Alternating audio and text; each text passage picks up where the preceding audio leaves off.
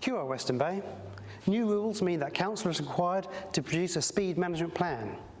This will set the speed limits on our local roading network. NZTA Waka Kotahi has taken a fresh look at what are safe and appropriate speeds for our roads nationwide to give effect to Road to Zero, the National Road Safety Strategy. As a council, we want to balance Waka Kotahi's recommendations for significantly lower speed limits with a pragmatic approach that achieves community buy-in. We want to improve safety on our roads whilst not excessively hindering their primary purpose, which is to move people and goods around efficiently.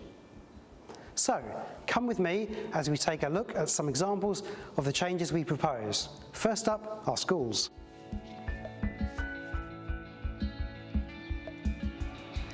Safety for our tamariki is very important.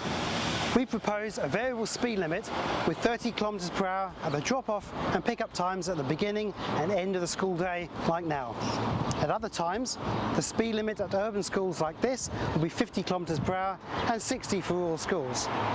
Speaking of rural areas,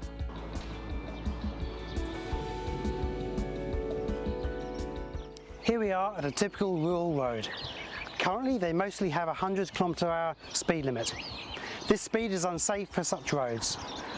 Waka Kotahi recommends 60 here, but we propose 80 km/h, which we think strikes a better balance. However, some areas like Te Puna and Matakana Island, where we have had significant community feedback for lower limits, would go to 60 km/h under our plan. Let's get back to town. Urban streets like this mostly have a 50 km/h limit. We propose to maintain this.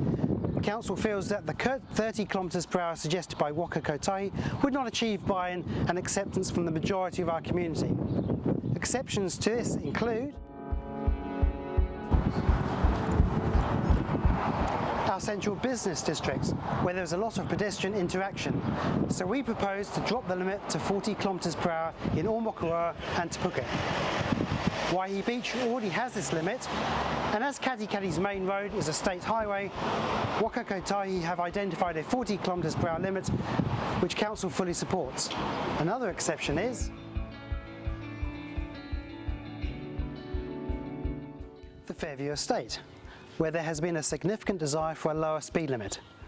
This area will drop to 30 km/h, but we want to hear from you.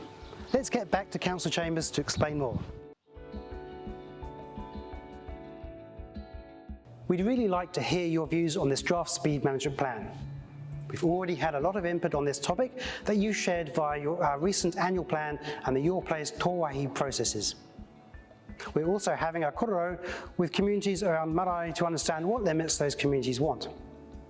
These conversations have guided our thinking, but before we go any further and begin to make these proposed changes, we want to check in with you and see whether we've got the balance right. Have we missed anything?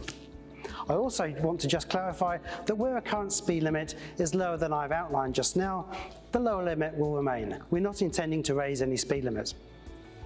Remember also that Waka Kotahi is responsible for and sets the speed limits for the state highway network.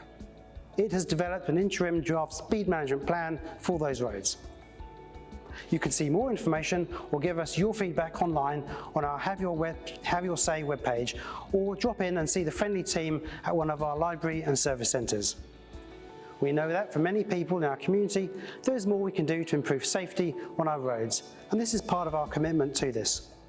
I look forward to hearing from you on this korero.